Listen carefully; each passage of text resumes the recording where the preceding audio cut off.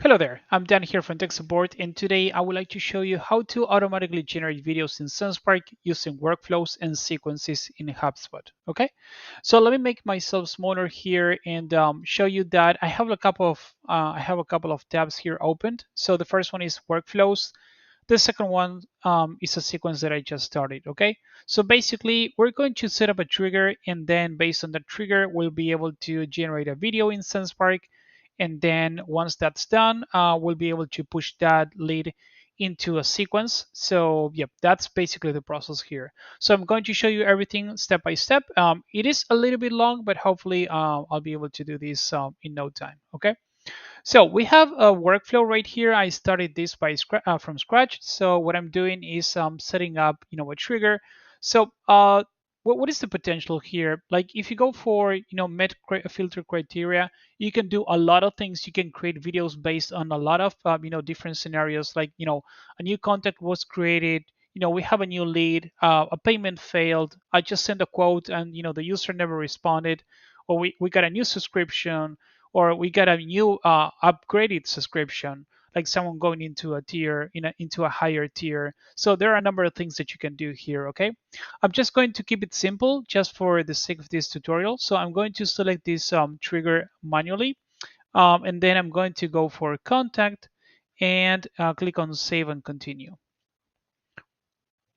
Okay, so now just for you to know, we need to have, like, if you go here to this tab, you need to have Sendspark installed. If you don't, let me show you where you can do that. You can go here into your menu, go to integrations, and then once this loads, you'll be able to see here, right here, you'll be able to see HubSpot right there. So you can click on connect, and you'll be taken through the process. Okay, so you can connect your Sendspark account or app, into workflows in HubSpot.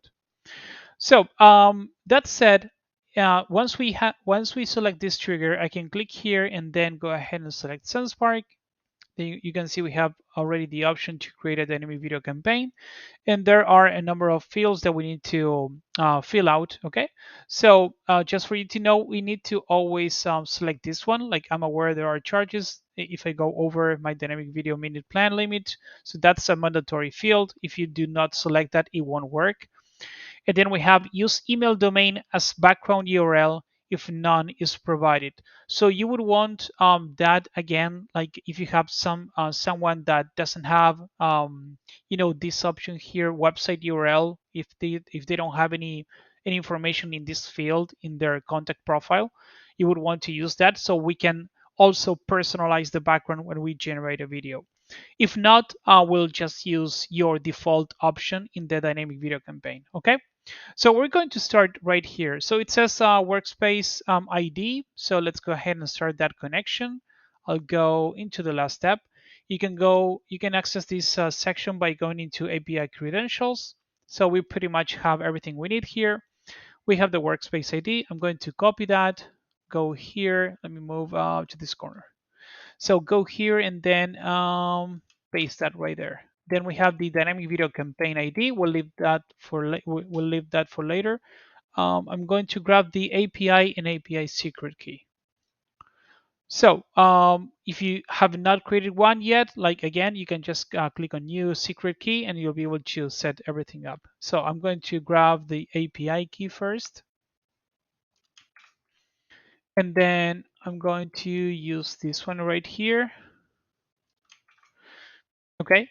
And then when it comes to the other fields, we can just map them right now. We can click here and then go here and just type website URL. Then we have custom field, completely optional. Company name, again, that's if you want to. Contact email, that's a mandatory option. So we can clear this, and usually you'll have it right there. But if not, you can of course just type email. Contact name, this is very important. Be sure to select first name and not like full name or something similar, or just name that might pull both names. So the AI can probably just say the name out loud and not overextend the personalization too much, because it might have a different speed. So that's very important. Okay, so everything is set up here except for the dynamic campaign ID. So I clicked here to create a new dynamic campaign, following these guidelines. I'm assuming that you already know this. If not, we have other tutorials for that, but I'm just going to go for this sample video option to keep it, again, simple. So we will have the video coming up right here in a moment. I do want to have dynamic backgrounds set on, so I can set up, dynamic websites there in the background. So changing this into Spotlight and then continue. I'm going to pull up my template here to make it easy and fast. So I have my template ready here. So continue again. Okay. And then this is, again, also something important. We need to at least generate one video. Yep. So let me just go ahead and click on type then.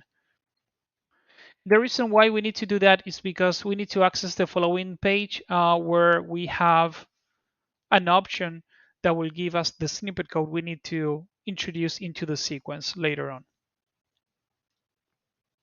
So before we jump into that, let us finish the previous step. This section right here, this is the dynamic ID. And we can also find that right here at the bottom, campaign ID. Okay, so let's go ahead and paste that right here. Okay, so we can now save this. Okay, and now we have, a trigger. So whenever, something happens, a video will be generated in Sendspark. And then finally, what we'll do is we can just go ahead and type sequence here. Oops. So we can use this option, enroll in a sequence. Okay. So I've also used this sequence right here that is called February 18th. So we can look that up. Let's see. Which is not there, so I may need to do a refresh.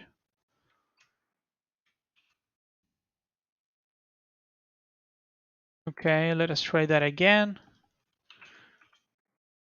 Maybe it's not saved. Probably, yeah, not saved. So let me put to everyone. Okay, so let us try that one more time. Good to see these issues live anyway. So in case you face them, there we go. Okay, so sender, that will be myself, contact owner. Okay, so now I can just go ahead and save this. You can just review and turn on.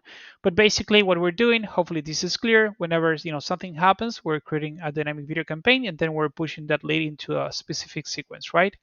And then we go here into this sequence, and then I can go into the steps section.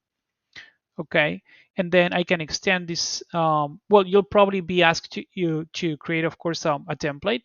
But I have this already, here. So what I can do is go into edit email, and what I'll do basically is go here, and then it doesn't matter that my video hasn't been generated yet or videos haven't been generated yet.